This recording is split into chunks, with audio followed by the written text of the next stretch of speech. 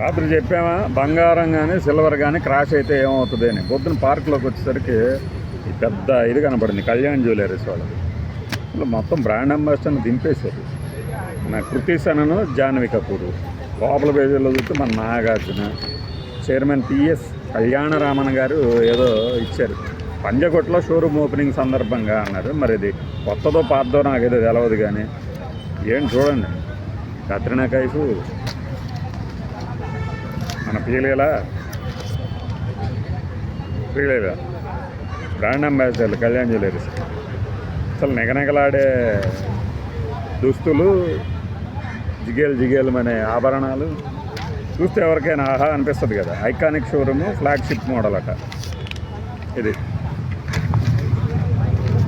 కళ్ళు తిప్పుకునేటట్టు ఏమన్నా ఉన్నారా? ఆ బట్టలు కానీ, ఆ దుస్తులు కానీ, ఆ ఆభరణాలు కానీ.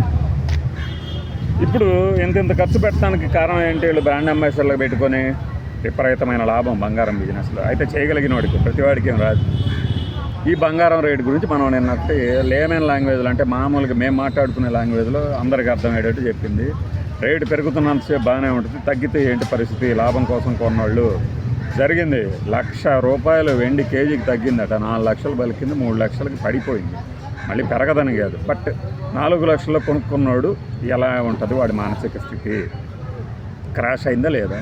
క్రాష్ అవ్వదు అన్నవాళ్ళకి అదొక నిదర్శనం, కళ్ళ ముందు కనపడినటువంటి వాస్తవం. బంగారం కూడా అంతే. ఎక్కడి నుంచి పెరుగుతూ వచ్చింది? $2,000 అవున్స్ నుంచి $5,000 దాటింది. ఆ రాబర్ట్ కియోసాకి గాడు ఏం చెప్తాడైనా $27 పెరుగుతుంది అంటాడు. ఎవరికైనా టెంప్ట్ అవుతాడు కదా, fear of missing out, FOMO, ఆ భయం ఉంటుంది కదా. ఇప్పుడు ఆల్ గోస్ వెల్ అంటే అంత బాగున్నంత వరకు ఓకే. ఒక్కసారి పరిస్థితి రివర్స్ అయితే మనం ఏం చేయాలా? ఈ కళ్యాణ్ జ్యువెలరీస్ ఇట్లా లిస్టెడ్ కంపెనీల స్టాకులు కూడా చూస్తే, కళ్యాణ్ జ్యువెలరీస్ అయితే ఆ రోజు దాన్ని ఎంత 65, 70 ఎంతో ఉండేది, సరిగ్గా గుర్తులేదు ఐపీఓకి వచ్చినప్పుడు. దానికన్నా తక్కువకు పడిపోయింది. ఇప్పుడు చూస్తే ఫుల్ ఒక 2-3 ఏళ్ళ నుంచి ఫుల్ అప్ ట్రెండ్లో ఉంది.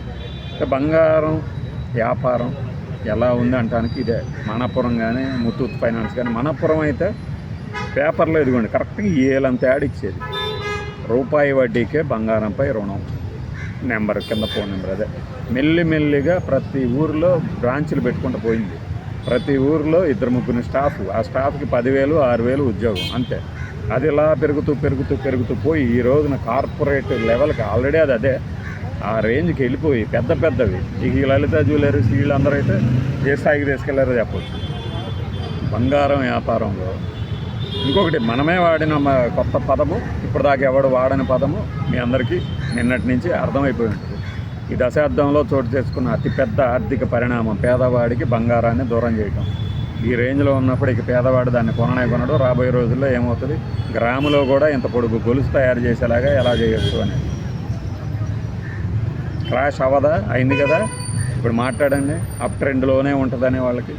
అంటే రిస్క్ హైబీటా స్టాక్ లాగా హైబీటా కమోడిటీగా మారిపోయింది గోల్డ్ కానీ సిల్వర్ కానీ.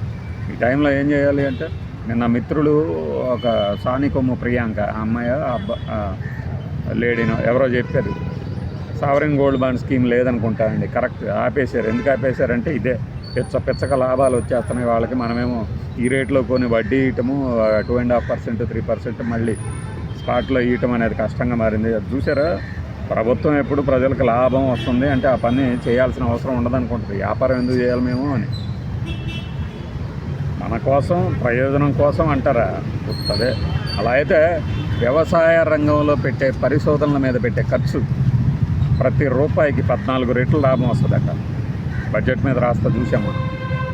ఎంత R&Dకి అగ్రికల్చర్లో 10,446 కోట్ల రూపాయలు స్పెండ్ చేస్తే 14 రెట్లు వేసుకోండి, అంత లాభాలను తీసుకొచ్చిందట ఆ రంగంలో. మరి దానికి బడ్జెట్లో కేటాయింపులు ఎట్లా ఉంటాయి రేపు చూద్దాం, దాని గురించి తర్వాత మాట్లాడుకుందాము. అంటే దాన్ని పక్కన పెట్టింది మళ్ళీ. దాంతో లాభం ఉండదు కదా. పెద్ద కంపెనీలకు R&D చేస్తే ఏమొస్తుంది అంటే, సైంటిస్టులు చేసే వాటి మీద జనాలకు అవసరం ఉండదు అనుకుంటారు, వాడుకుంటారు. కానీ ఇప్పుడు గోల్డ్ని ఏం చేయబోతుంది మరి? ఇంపోర్ట్ డ్యూటీ తగ్గిస్తే రేటు తగ్గుతుంది. ఎన్ని రోజులు? మళ్ళీ ఇంకొక 50,000 పెరిగితే ఇంకా ఇంపోర్ట్ డ్యూటీ తగ్గించి మాత్రం ప్రయోజనం ఏముంది? అన్నంతగా రేట్లు పెరిగిపోతుంది కదా. ఓవరాల్గా రేటు పెరిగినప్పుడు ఇంపోర్ట్ డ్యూటీ 3% ఒక లెక్కలో కూడా లేనప్పుడు ఏం చేయాలి మరి? బంగారం లభ్యత పెంచాలి. లభ్యత పెంచాలంటే నిరుత్సాహపరచాలి బంగారం కొనుగోలుని. అంటే ఏం చేయాలి? స్టాక్ మార్కెట్లు ఇతరత్ర మార్కెట్లో పెంచాలి, లాభాలను పెంచాలి. అది మన చేతిలో ఉందా? చెప్పలేం. సో ఏంటి అంటే బంగారం కొనేటప్పుడు జాగ్రత్త. పడ్డప్పుడు కొనండి, పెరిగినప్పుడు అమ్మండి. ఇది ట్రేడింగ్ సూత్రం. పడ్డప్పుడు కొనుక్కోండి, అది కూడా విడతల వారికి కొనుక్కోండి అనేది ఎవడైనా చెప్పేదే. బట్ మన డబ్బు మనదే. బోడిగుండు బాస్ చెప్పినా చెప్పకపోయినా డబ్బులు చెట్లకి రావు, ఊరికే రావు.